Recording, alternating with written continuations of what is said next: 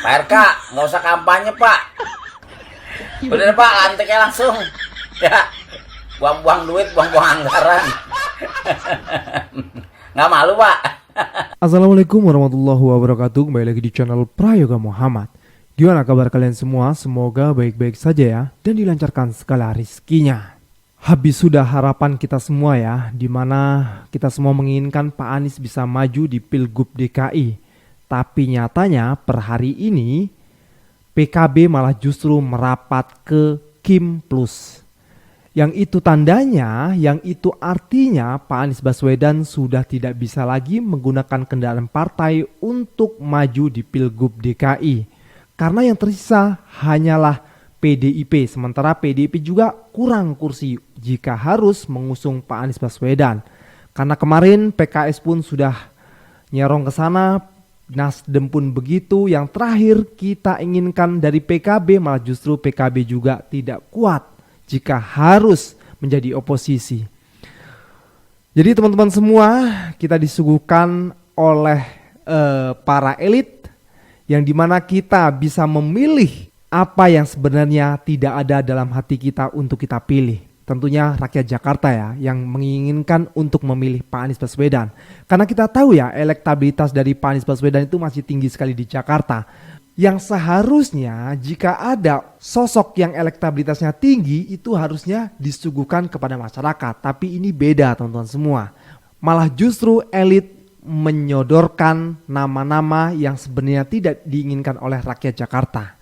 Ya mungkin hanya sebagian saja ya, karena surveinya memang seperti itu teman-teman semua. Dan lucunya lagi, ada calon independen yang selama ini tidak kita kenal, yang sampai rame akhirnya banyak yang speak up bahwasanya KTP-nya diambil alias dicatut. Dan ini pelanggaran besar ya. Kalau menurut Pak Mahfud MD malah justru ini bisa dipidanakan. Nah, gimana kalau menurut kalian? Tapi lucunya masih ada aja yang ngejek Pak Anies Baswedan dan menghinanya. Tapi teman-teman semua, kalau kita melihat Pak Ridwan Kamil ya, sepertinya sangat malu sekali. Masa iya sih bertarung tanpa lawan? Gimana coba? Sebenarnya kalau dipikir-pikir Pak Anies lah pemenangnya. Karena harusnya kan pertarungan itu sama kuatnya gitu loh. Masa RK yang didukung oleh banyak partai melawan calon independen yang sama sekali nggak dikenal oleh rakyatnya. Dan nanti bisa jadi malah justru yang jalur independen inilah yang akan menjadi pemenangnya. Tepuk tangan dulu. Oke teman-teman semua, kita lihat videonya. Cie, ada yang melenggang ke Jakarta. Nggak bakalan capek deh lu Pak. Pak RK, nggak usah kampanye Pak. Langsung lantik aja. Buang-buang duit. Ya. Ngapain Pak kampanye? Nggak usah. Nggak usah kampanye, udah pasti menang. Ya. Lah orang semua partai ngumpul. Coba kalau Pak Anies. Nangis bombay lu. Udah nggak usah kampanye Pak. Udah pasti dilantik. Ingat ya omongan gua. Udah pasti menang Bapak. Ya.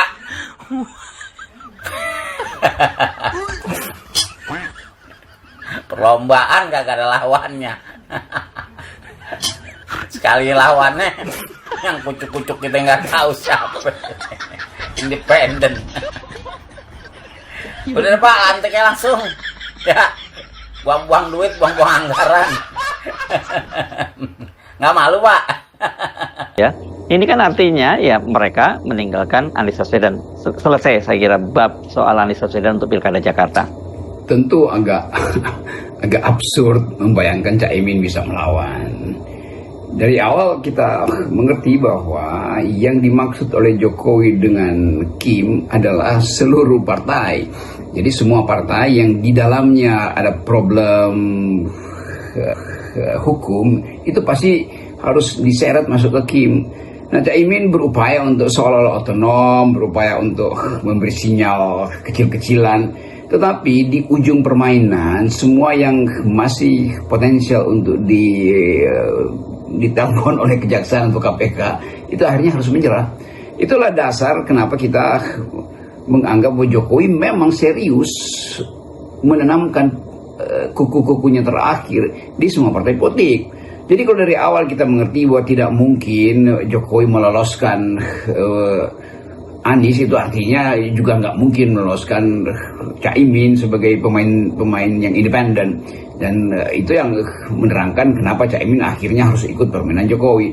Jadi hanya untuk melengkapi teori atau ya sebut aja dalil dari Jokowi, itu bahwa nggak boleh ada yang tersisa di dalam upaya untuk memastikan dinasti Jokowi, maka semua partai sudah harus menyerah dari awal tuh. Nah, lenggak-lenggok Caimin yang juga kebaca sebagai sekedar permainan gimmick itu dikenal betul oleh publik, apalagi oleh istana tuh. Jadi istana dengan mudah menekuk Caimin. Itu yang terjadi dalam 2 hari ini, yang kita tahu bahwa Caimin pasti akan dibelah melalui PBNU, dan PBNU itu adalah alat onderdil yang paling kuat dari Jokowi. Onderdil artinya suku cadang untuk mengaktifkan mesin politik Pak Jokowi. Jadi sekaligus kita tetapkan aja semacam prinsip bahwa di dalam upaya Jokowi untuk mengendalikan politik Indonesia, maka semua partai akan dituduhkan. Jadi calon-calon yang seolah-olah independen mau diusung oleh partai-partai di luar Kim, itu pada akhirnya akan diserap juga oleh Kim. Dan Kim plus itu artinya semua hal harus dibuat plus dalam pengertian plus itu adalah keinginan Jokowi itu. Sebetulnya politik Indonesia sudah selesai. Itu artinya era Jokowi masih akan berlanjut di pilkada. Tetapi kita masih punya pengetahuan bahwa tidak semudah itu, walaupun secara formil sudah dinyatakan bahwa semua tunduk pada Jokowi, tetapi selalu ada faktor X yang tiba-tiba muncul misalnya dalam 1-2 minggu ke depan. Ya, kita tahu ya kemarin ya Caimin ke IKN, yang dimana sepertinya Caimin memang sudah percaya gitu ya bahwasanya IKN memang bisa dilanjutkan, yang padahal kemarin waktu debat beliau tidak setuju tentang IKN ya. Tapi ya sudah kelihatan ya sepertinya memang Caimin tersandra juga. Tapi lucunya masih ada aja yang membela ya, sampai ini ada konten kreator yang justru ngejek sama Pak Anies ya. Kita lihat videonya. Anak-anak Abah di mana kalian semua? Ayo keluar. Abah kalian pasti lagi sedih, itu hampir ditinggalin semua partai. Aduh, kenapa ya? Nggak ada partai-partai yang betul-betul mau mendukung Pak Anies. Sedih loh. Aku udah mulai berkaca-kaca belum? Pak Anies itu orang baik, sempurna. Tidak ada sama sekali kurangnya.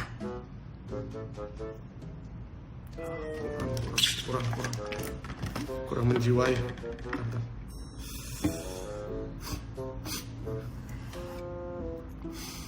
Ayo dong, orang-orang, anak Abah, keluar kalian.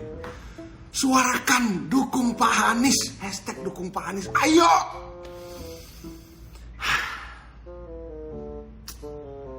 Tapi bohong. Anak Abah tadi udah terlanjur senang kan. Ih, kok beralih kawan ini? Kok sekarang dukung Pak Anies? Hah? Begitu? Hah? Kaget kan? Cepat kaget. Aduh, memang ya. Partai Nasdem sudah sepertinya ya kan bermanuver ke Pak Prabowo. Partai PKS juga, partai PKB mungkin sebentar lagi. Partai PDIP nggak mungkin, kayaknya tinggal sendiri. Aduh Pak Anies, udahlah Pak Anies. Menurut saya Pak Anies nanti maju aja lagi ya, nanti 2029. Ya udah gitu aja. Sekarang Pak Anies jadi guru dulu, dosen dulu, atau apa kek ya kan, gitu aja ya. Ya puas-puasin lah kau ketawa ya. Padahal kalau gue lihat-lihat sih nggak bodoh-bodoh amat lah anak ini ya. Tapi kok lucu gitu loh.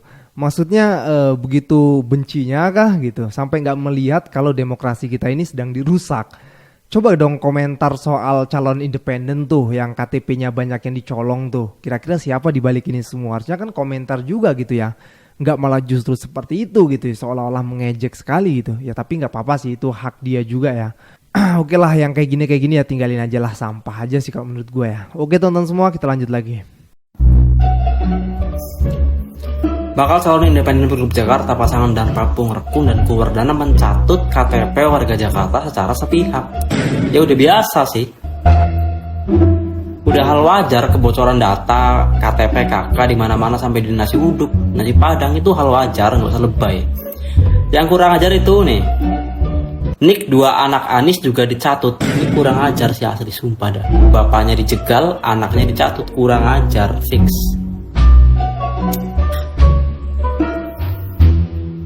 Ada yang takut ngelawan kotak kosong, dibuat skenario ngelawan boneka. Jadinya boneka lawan boneka. Nih ya, daripada repot-repot datang ke TPS buat nyoblos boneka, bayangin misalnya warga Jakarta lebih memilih boikot pemilu. Mau manipulasi suara gak bisa, orang TPS-nya sepi, dari mana ada suara? Pasti malu banget sih yang bikin skenario. Itu kan culas dan tahan malu ya. Menurut pendapat gue, situasi politik menjelang pilkada Jakarta ini kelihatannya pakai sistem politik sandera. Kayaknya hampir semua parpol itu seperti dipaksa untuk merapat ke koalisi istana buat ngedukung Ridwan Kamil jadi calon gubernur Jakarta. Cara pemaksaannya kalau menurut gue adalah digoyang dengan kasus hukum masing-masing tokoh sentral di berbagai parpol yang ada di Indonesia. Mungkin kira-kira seperti inilah cara maksanya. Lu mau kasus lu dibongkar? Kalau nggak mau, ya lu gitu gue. Kalau itu semua benar dilakuin, itu tandanya hukum di Indonesia tunduk dengan politik. Padahal yang benar itu politik harus tunduk kepada hukum, bukan kebalikannya. Parpol di Jakarta yang nggak ikut barisan penguasa itu cuma tinggal PDIP doang. Itu artinya PDIP nggak bisa ngusung jagoannya untuk Pilgub Jakarta. Karena minimal harus punya 22 kursi. Sedangkan PDIP cuma punya 15 kursi doang. Harusan penguasa udah puas dong. Tinggal battle aja RK dengan kotak kosong. Siapa yang menang? Suara warga Jakarta atau suara koalisi elitnya penguasa? Tapi, mungkin karena penguasa tahu kalau RK ngelawan kotak kosong, pasti kotak kosong yang bakalan menang. Bisa jadi itulah alasan kenapa KPU gampang banget ngelolosin calon independen ini tanpa verifikasi yang jelas. Sampai akhirnya, banyak warga Jakarta yang ngerasa KTP-nya dicatut buat ngedukung calon independen atas nama Dharma Porengkun. Kayaknya ini emang sengaja disetting untuk menangin RK atau siapapun yang di-endorse sama istana. Coba aja lu bayangin begini. Pendaftaran calon independen itu dimulainya di bulan Mei. Bulan Agustusnya udah dapet sekitar 600 ribuan KTP. Terus mendadak, semua itu udah terverifikasi sama KPU. Dan dia sah jadi calon independen. Lu perhatiin aja di sekitar lu. Belakangan ini, ada nggak pergerakan Dharma Porengkun untuk ngumpulin massa minta dukungan? Kok bisa mendadak dapat ratusan ribu KTP dukungan buat dia? Dapat dari mana itu semua? Beda banget sama Ahok yang dulu maju di jalur independen. Rame di mana-mana. Bahkan sampai diliput banyak media. Lah kalau si Dharma ini. Jadi wajar kalau banyak yang curiga ada permainan penguasa di belakangnya untuk mencegah RK kalah ngelawan kotak kosong. Menang malu, kalah lebih malu lagi. Tapi kalau demi memuluskan jalan cakup boneka sampai mencatut KTP warga Jakarta, itu namanya tindak pidana, bukan masalah sepele. Indikasi pencatutan KTP bukan milik sendiri tanpa sepengetahuan pemilik, itu nggak bisa cuma tinggal ngurangin suara calon independen sesuai yang KPU omongin kemarin. Tolong KPU tindak lanjutin kasus ini. Ini ada unsur tindak pidananya. Nggak bisa selesai dengan ngurangin suara doang. Jangan seenaknya mempermainkan hukum untuk kepentingan politik. Jangan mentang-mentang jadi penguasa, terus bisa seenaknya mempermainkan hukum. Jangan jadi bang kalau nggak mau dikatain bang. Seharusnya pas denger banyak kehebohan itu, KPU harusnya gercep untuk pembuktian dengan buru-buru memverifikasi semua KTP-nya. Kalau terbukti bersalah, langsung didiskualifikasi dari kontestasi pilkada dong. Habis itu baru dilanjut dengan proses hukum karena mencatut KTP orang tanpa izin. Kalian ini dikasih amanah untuk mengadakan pemilihan umum secara jujur dan adil. Jangan malah kelihatan ikut-ikutan bikin kecurangan. Kalian mengabdi kepada siapa sih? Mengabdi untuk negara atau mengabdi untuk penguasa? Apa lo? Sejumlah warga Jakarta protes karena data nomor Sumpah, gue pernah didatengin sama petugasnya. Petugasnya itu pakai baju KPU, mulai dari rompi, topi, sama kertas-kertas yang bertumpuk-tumpuk isinya. Nah, Pas ditanya, gue ditanya, ibu namanya siapa? Pas gue liat di kertas, iya bener, ada nama gue, nama, alamat, nomor KTP lengkap sama cap basah. Gue tanya, bu, dapat data saya dari mana? Katanya, saya petugas resmi dari KPU, bu. Ini bukan dukungan ya, ini hanya sosialisasi kalau ada jalur independen. Saya minta tanda tangannya ibu ya. Pas di situ ya, gue liat di formulirnya ada kata-kata menyetujui, mendukung. Lah, kenal juga enggak, gimana gue mau setujui, mau mendukung? Gue bilang aja, berani bayar berapa bu buat saya tanda tangan gitu. Terus gitu, dia nggak mau, udah gitu dia minta foto. Saya dirugikan, data saya dipakai untuk mendukung gitu. Bisa setiap orang minta 10 miliar, 20 miliar gitu, bisa secara hukum. Oleh sebab itu bagus juga kalau ini yang mendengar saya ini, yang namanya dicatut, langsung aja gugat ke pengadilan nih, Pengrekun nih, bahwa dia merugikan saya minta gugat perdata. Polisi ambil pidananya, rakyat ambil perdatanya. Lalu hukum administrasi, pidana, hukum administrasi itu tugas pemilu dan Bawaslu untuk membatalkan ini, karena ini permainan demokrasi sudah jorok, gitu ya. Harusnya seperti itu ya guys ya, teman-teman semua. KPU pun harus bertindak tegas harusnya. Tapi ya itu tadi, KPU ini berada di bawah penguasa atau justru ditugaskan untuk mengabdi kepada masyarakat gitu. Nah, ini dua hal yang sangat berbeda ini. Nyatanya sampai hari ini pun KPU sepertinya diem-diem saja, malah ngomong kan kalau ada yang salah nanti dikurangin saja. Oh, tidak begitu Ferguson. Karena ini menyangkut hukum ya, yang dimana hukum itu harus ditegakkan seadil-adilnya. Tapi ya itu tadilah teman-teman semua, kita mau berharap sama siapa lagi ya, penguasanya juga ya seperti itu. Jadi ya sudahlah, mudah-mudahan ada sesuatu yang menggoncang gitu ya, sehingga semuanya ini bisa menjadi benar lagi gitu. Capek kayak gini terus guys. Oke, kita lanjut lagi ke videonya. Indonesia katanya udah merdeka 79 tahun, tapi nyatanya kita cuma ganti bentuk penjajahan. Kalau dulu dijajah sama bangsa asing, sekarang dijajah sama oligarki yang bersembunyi di balik topeng demokrasi. Dari awal gue udah curiga bahwa bakal ada calon boneka yang disiapin untuk ngelawan Ridwan Kamil di Pilkada Jakarta. Karena kayak kalau lawan kota kosong mereka masih takut kalah, dan ternyata dugaan gue bener. Beberapa hari belakangan ini banyak netizen-netizen yang upload di sosial media bahwa nama mereka itu termasuk ke dalam daftar pendukung calon independen Dharma Pongrekun, padahal mereka nggak pernah tahu siapa Dharma ini. Keramaian ini mencuat sejak KPU Jakarta mengumumkan adanya calon independen yang lolos tahap verifikasi dan berhak untuk mencalonkan di Pilkada Jakarta 2024. Nah, buat yang belum tahu, untuk maju di Pilkada Jakarta itu nggak melulu harus lewat jalur partai politik, bisa juga calon independen. Di Jakarta, para calon independen ini harus mengumpulkan paling nggak sekitar 600.000 fotokopi KTP yang sudah menandatangani dukungan. Nah, KPU tuh kan bilang bahwa calon Dharmakun ini udah lolos verifikasi tahap akhir. Artinya, harusnya KPU tuh sudah melakukan verifikasi lapangan terhadap orang-orang yang memberikan dukungan. Bisa dikumpulin di satu tempat, didatengin satu ataupun verifikasi lewat video call. Tapi kebanyakan dari orang-orang yang nama dan NIK-nya dicatut ini nggak pada tahu siapa Dharmakun dan nggak pernah diverifikasi sama KPU. Berarti ada yang main dong di belakang. Lucunya, ada yang NIK-nya dipakai tapi namanya diganti. Terus ada juga NIK orang yang udah meninggal tapi masih dicatut. Dan gongnya adalah NIK anak-anak Anies Baswedan, itu juga dicatut.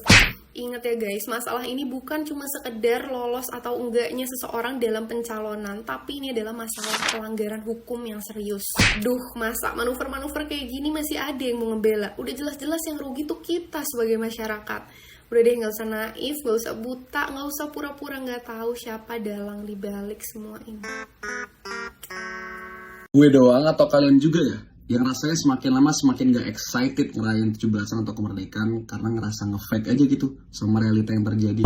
Ya gimana bisa kita bicara soal kemerdekaan kalau 10 juta Gen Z menganggur, kelas menengah terancam menjadi miskin, tapi anak pejabatnya makin makmur, nepotisme makin telanjang. Bahkan anak-anak pejabat dikasih dan dicariin kerjaan sama orang tuanya, dipaksakan sih tepatnya. Ada Joni yang bertahun-tahun nunggu janji Jokowi untuk masuk TNI. Tahu-tahu ditolak sekarang. Jokowi bilang semua ada aturannya. Tapi satu sisi, Jokowi sebagai presiden ngacak-ngacak konstitusi, ngubah-ngubah aturan demi memaksakan anaknya maju sebagai wapres.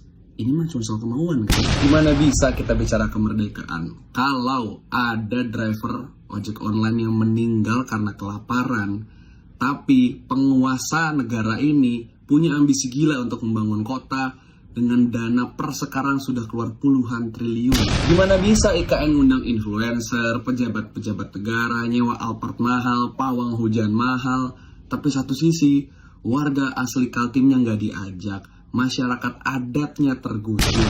Presidennya bilang bahwa istana negara itu seperti bau kolonial, tapi satu sisi dia mengesahkan peraturan yang mana HGU itu lamanya 190 tahun. Kurang kolonial apa itu? Gimana bisa kita bicara merdeka kalau masih banyak masyarakat yang digusur karena tambang, dipenjara karena menolak tambang, meninggal di lubang tambang, bahkan kemudian sakit karena pencemaran oleh tambang. Tapi elitnya sibuk bagi-bagi konsensi tambang supaya semuanya kebagian kue nurut sama rezim. Gimana bisa kita bicara merdeka kalau pendidikan tinggi semakin mahal, guru tidak disejahterakan, bahkan orang yang berpendidikan pun tidak dihargai. Bukannya percaya sama profesor, bukannya percaya sama akademisi yang dipilih untuk mengurus rakyat, malah yang IPK-nya 2,3 yang ditunjuk ngurus rakyat, malah anaknya lah, menantunya lah, ajudan-ajudannya para pejabat lah, tim sosial semua jadi komisaris lah. Merit system apa itu? Orang dalam lah. Udah 79 tahun Indonesia merdeka. Jangan salah, gue sangat cinta dengan bangsa ini. Tapi rasanya mencintai bangsa ini gak perlu sepaket kan dengan mencintai pemerintahnya yang berkhianat. PKS kayaknya sudah semakin pasti untuk meninggalkan Anies Baswedan dan beralih mendukung Ridwan Kamil. Mungkin besok akan diumumkan. Ya, ini adalah keputusan PKS sebagai partai yang berdaulat. Mereka memiliki perhitungan sendiri. Jadi ya udahlah, silakan aja. Tapi yang gue heran, gue berkali-kali mendengar Sohibul Iman dan para petinggi PKS bilang bahwa selama ada kemaslahatan, mereka bergabung dengan parpol atau apapun atau siapapun, PKS tidak masalah. Selalu saja PKS berulang-ulang mengatakan bahwa keputusan mereka adalah berdasarkan kemaslahatan. Nah, yang jadi pertanyaan gue, kalau yang penting bagi PKS adalah kemaslahatan, lalu kemaslahatan untuk siapa? Untuk elit PKS atau untuk masyarakat? Karena jika PKS mengusung Ridwan Kamil dan bergabung bersama Kim, Gibran, Kaesang, Bobi, Bahlil, dan teman-temannya, maka itu artinya bagi PKS bahwa orang-orang itu akan membawa kemaslahatan. Tapi untuk siapa? Kalau PKS mendukung Ridwan Kamil, maka PKS dapat jatah wakil gubernur. Emang wakil gubernur bisa apa? Apa kewenangan Wagub? Semua kebijakan Pemprov adalah produk gubernur. Justru Wagub tugasnya membantu gubernur. Jadi artinya Wagub dari PKS tugasnya hanya menuruti maunya gubernur. Dengan kata lain, PKS hanya menuruti apa kata koalisi Indonesia Maju, apa kata bapaknya Gibran dan Kaesang, dan apa kata mertuanya Bobi. Coba tolong jelaskan sama gue, kemaslahatan siapa yang ada di situ selain kemaslahatan elit PKS? Bukankah akan membawa lebih banyak kemaslahatan jika PKS tetap berada di luar Kim dan menjadi oposisi? Karena PKS adalah pemenang Pileg Jakarta, maka artinya PKS pasti menjadi ketua DPRD Jakarta. Bayangkan jika kekuatan PKS itu digabung dengan kekuatan PDIP sebagai urutan kedua di Pileg Jakarta, maka PKS dan PDIP akan menjadi oposisi yang sangat kuat. Kalian akan menjadi oposisi yang mampu menjalankan fungsi pengawasan dan pengecekan dengan sangat efektif. Itu baru yang namanya kemaslahatan bagi masyarakat. Tapi kalian malah memilih menjadi pelayan di istana milik keluarga dinasti politik. Salam semangat antitesa 24. Sangat memalukan ya, menurunkan harga diri demi kemaslahatan segelintir orang saja, bukan demi kemaslahatan masyarakat. Aduh, harus gimana lagi nih masyarakat nih, udah capek nih masyarakat. Pengen milih Pak Anies tapi nggak bisa karena Pak Anies nggak bisa maju. Lalu gimana ini? Padahal masyarakat Jakarta sudah tahu ya, kepemimpinan dari Pak Anies Baswedan sudah teruji gitu loh. Benar-benar nyata dan benar ya kan. Buktinya sampai saat ini Pak Anies masih eksis gitu kan. Elektabilitasnya masih bagus gitu. Itu menandakan memang Pak Anies dipilih oleh rakyat gitu loh.